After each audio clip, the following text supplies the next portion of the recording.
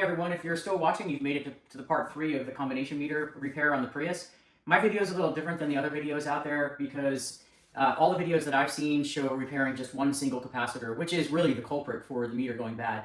But in this video, if we're ripping out the entire dashboard, why leave all the other capacitors in the dashboard, in the computer? Because they're probably equally as bad, they just haven't died yet. So in this video, what you'll see is a list of all the capacitors on the board, and I will be putting and replacing every single one of the capacitors on the board and show you some tips and tricks on how to get them in and out of there. But to do this, you don't need a lot of stuff. This is a do-it-yourself job. Toyota charges $3,000 to get this job done, and this is a really nice way to pick up a cheap Prius and do this one-day repair on it, and then have a great car, or you can either resell it or you can keep it yourself. But here's what we have. I have an LCR meter. You don't really need this. You can trust what you get. I just double-checked. I have a tripod over here, which allowed me, it's a camera tripod, and I just put the combination meter in here to help like a third hand. I've got some really old flux. It's expired. I don't care. It works still. I also have some tin lead rosin. This is so old. It's from Radio Shack. This is just solder. And this is some solder wick. You may not even need this, but it's good to have just in case. I have a really nice soldering iron. You don't need anything. You can order $20 soldering iron from Amazon. What's important is you have a fine tip for this, and that's going to let you get into the small tight area for the surface mount capacitor. I have a large one just for helping to reflow the solder quickly. You don't need it. You can get two, but here's a little trick. If you can find a pick like this, this helps you clean the holes out for the capacitor legs that are on these capacitors. If you can't find one of these, you can actually use a sewing needle. Solder doesn't stick to a sewing needle either. So real nice and handy. And let me know what you think in the video. Let me know if I missed anything, and we'll see you at the end. Oh, I just wanted to add one last thing here is don't be afraid of screwing this up, because if you do screw it up or the board breaks or whatever, you can pick up a board on eBay for $200 already refurbished. So, less than $200 you can get this job done, but if you want to save a lot more money, you can get this job done for less than 20 bucks. This is the combination meter from the Prius, and the first thing I'm going to do is I'm going to just X out, put a little mark on these old caps, just so I know which one have been replaced and which one hasn't been replaced when I start putting the new ones in. Always good to do that so you don't wind up leaving an old one in there and not repairing that. So there we go, got them all X'd out. So here's a list of all the capacitors and their values, and in the description I will also leave the links to the part numbers on DigiKey.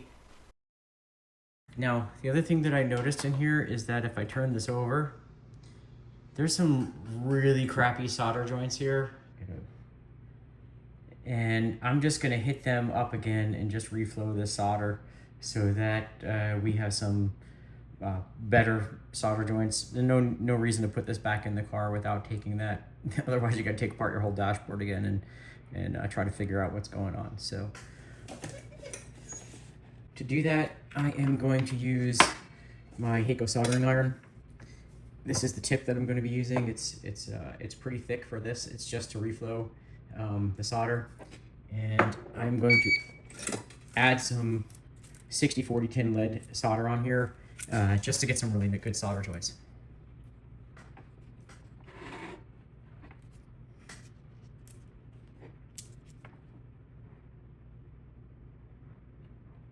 Adding some of the 60/40 tin lead to the back of these solder joints makes them reflow a lot easier when you do replace the caps. So this is preparing the capacitors to be removed.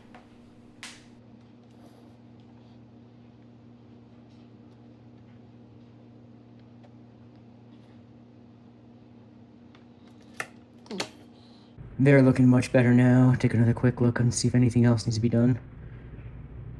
Yeah, they look really good. Now we are going to remove some of these guys here, and I'll show you how I do that. So the first one we're going to remove is that guy right there. Let me bring this back out. This top one here, and this top one here is a 63 volt 22 microfarad, and we are going to pull that guy right out. So I go over here and I find the bottom on the bottom board, and it looks like these two right here are holding that capacitor in. The other thing I'm going to do is I'm going to look here, see where this white stripe is here on the side of the capacitor.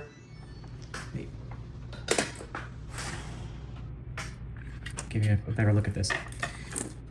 You want to pay attention to where this white stripe is on the capacitor. That's the negative side. Most boards have also a matching feature right here that show you that's where the negative side of the capacitor is. And I'll show you how when we take this out, we put the new one in and we match the polarity up, because these are polarized. So here goes.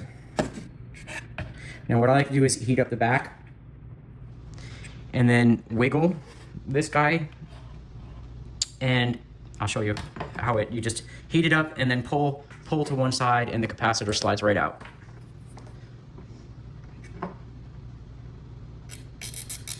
Okay, that's one side out, and the other side.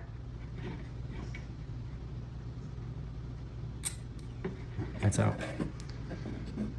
So sometimes you have to do it twice because these have long traces on them, or long leads on them.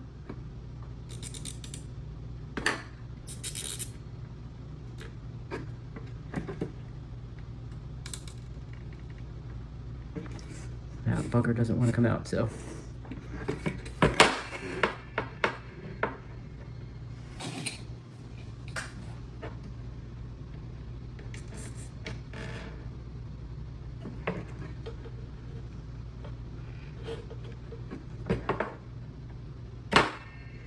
And there you go. Now, when you take that guy off, you're gonna see that these holes are completely covered with solder. Now, have done a lot of capacitor repair, and a trick that I learned is I have these little picks and solder doesn't stick to it. So the beauty of it is all I need to do is go on the other side and put this in the hole where it should be and heat it up, and it'll come right through the other side. So I'm gonna set this up a little bit more stable here before I start this job. This is the first one. We got a little tripod to help hold everything. But I'm gonna stick this pin right where the lead for the capacitor goes, and then I'm just gonna hold the soldering iron to the back, reflow solder, and the pin slides right through. And now I got a really nice clean hole. I didn't push anything, I didn't damage anything. It really is a real nice trick to clean out the holes. I've tried to use solder suckers in the past, but it really is hit or miss if that's gonna work. Again, I'm not forcing anything. So I have two beautiful holes right now for the capacitor. So that capacitor is that is a 63 volt, 22 microfarad capacitor. Now I ordered these, but I still don't trust them because the last thing you want to do is put a bad capacitor in there and it, you put everything back in and you find out that the board doesn't work. You don't know really what's wrong. So I do have a very small LCR here, and I'm going to test each capacitor to see if, before I put it in there, if they're good. All right, so these are the new guys here, and I'm going to take these out of the bag. All right, now they look a little bit different than the old ones. I tried to match them up, but this is the only one that really was rated for the temperature and the time. They're a little fatter, but the lead size is the same, should be perfect. So again, these are 22 microfarads at 63 volts, and real pain in the butt is that they're in this tape, which is really hard to get off. So there we go, and I'm going to check it in the LCR. So that longer lead right there indicates that that is the positive side, and this meter has two different slots here, the positive and the negative. So I'm going to put this guy on, and that should be 22 microfarads, and this one's reading 21.7. So that's a good one. We're going to stick that on there. All right, so again, paying attention to that white stripe and that long lead. Long lead's the positive, and it should fit right into the hole we made. Positive side's the long, white side up top. There we go.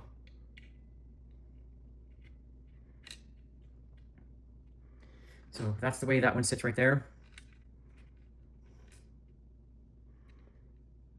And I'll show you on the back here. What you can do right here is see those traces, those leads sticking out. You can just bend them. That way the capacitor doesn't fall out. All right. And then we're just going to touch that with some solder and solder it down.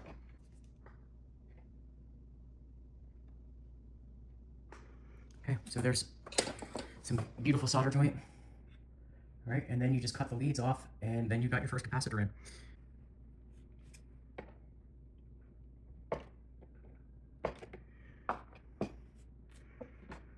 Okay, so some really nice solder joints there. All right, so that's the first one. Now I'm going to repeat this process for this capacitor, and this capacitor. I'm going to stay with this capacitor first. This is the 63 volt, 22 microfarads. There are 4 of them, I believe. Yeah, there's 4 of them, and I'm going to do all of them first. So this one I'm working on now is the 330 microfarad, 35 volt. There's actually 2 of them on here, but one is this aluminum capacitor. I'm going to try to mount one just like this on here, but I don't know if it's going to work because those are surface mounted components that are much harder to solder because the leads don't stick out. So again, I'm going to test this guy out. All right, so again, it's supposed to be 330. This meter's not the best, but it's close enough to 330. We're going to stick it in there.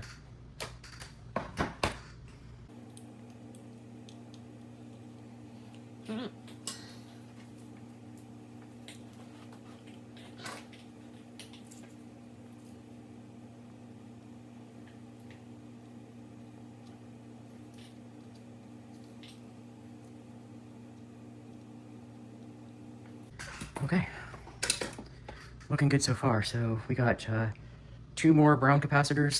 Those are 100 microfarads, 50 volts. They're actually both the same, so that's next. Okay, got that guy off. Double check that. 100 microfarads, 50 volts. I got 3 of those guys just in case. And they're all reading 86, so. Yeah, well, let's see what happens. We know which one to look at if it doesn't work.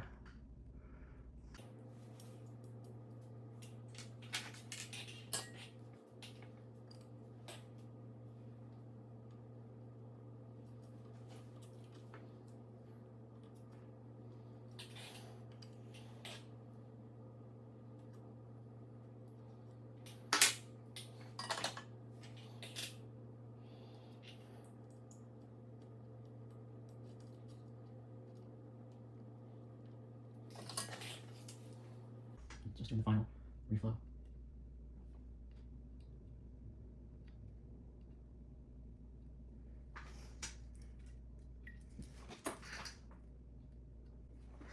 Okay, one over here.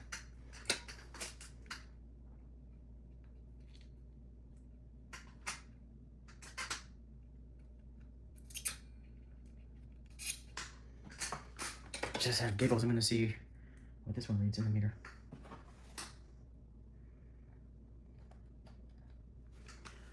So they're pretty close, 86 and 91, but definitely not 100.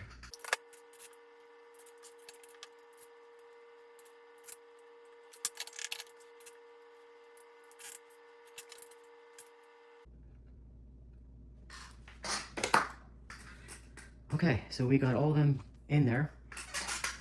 Right now we have all of the ones we didn't necessarily have to replace. We have to replace them, but now this is the bugger right here, this guy here that we have to fix. That one is the bad one. So what I did right here is I removed this big cap first so that I can get to the really bad one. I will change out my tip now because it's getting really tight in there. But the other thing that I did was I added the little tin 6040 solder on here because this solder did not want to reflow. But as soon as it mixes, it reflows really nicely. And then I added a bunch of solder to the pad, so it's going to be hopefully easy to reflow back down. So let's get some, let me change my tip out, let that cool off. Okay, so now I have a very tiny pointy tip on my soldering iron. Let this heat up. It's getting tiny here, so I put a stronger pair of glasses on, and hopefully that will let me see stuff a little better. So I'm just rocking this thing backwards and heating up the trace and rocking it backwards.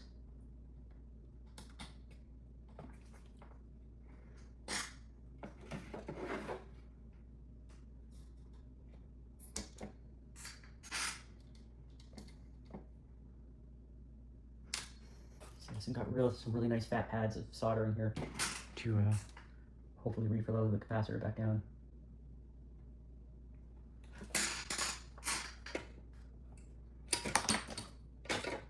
And now the troublemaker over here, we'll get this guy off.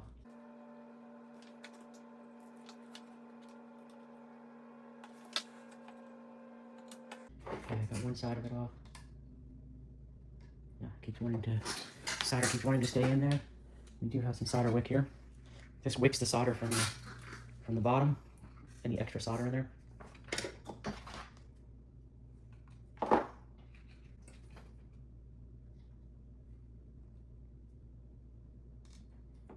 So got some extra solder out of there. Oh, perfect. So really got that off nicely, no damage. You can look at the traces on the board. There's really no damage at all. It looks really good. I think we'll be able to get these back on. It's just the way the factory had it. So if you can see these leads coming off of here, I got lucky because they stick out just enough for me to get my soldering iron on them and to reflow the solder. But to do this, I'm actually thinking I might use flux on this because it's just going to help it reflow better. Make sure we get on it. So I have some very old flux here. I'm going to put onto the board just so I can, just a tiny, tiny bit.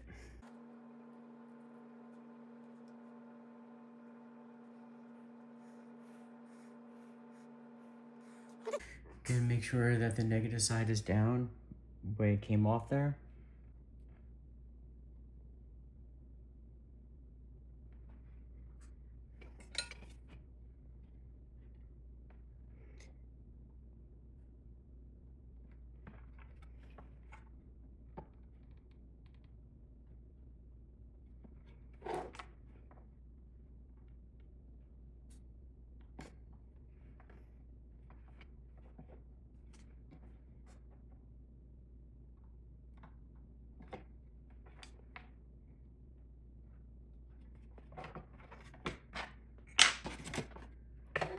So it's been about 5 to 6 months since we've done the combination meter repair, and this is what the Prius looks like now. Everything seems to be working fine, just some quirks here and there. Right now I'm trying to find a leak in the back of the car where water's getting in, but it poured last night and it's bone dry, so still trying to work that out. But if you go in, take a look, we've modified the dashboard a little bit. Alright, so this is what it looks like right now, and this is a new head unit. So we have CarPlay, wireless CarPlay, and there, if you take a look in here, you can see that the combination meter is working fine. Car is working fine, and it's really nice to have like a second car just to beat around in. So I hope you enjoyed the video. Go out there, find some Priuses that need some help, and get a nice cheap car for your own use. Thanks for watching.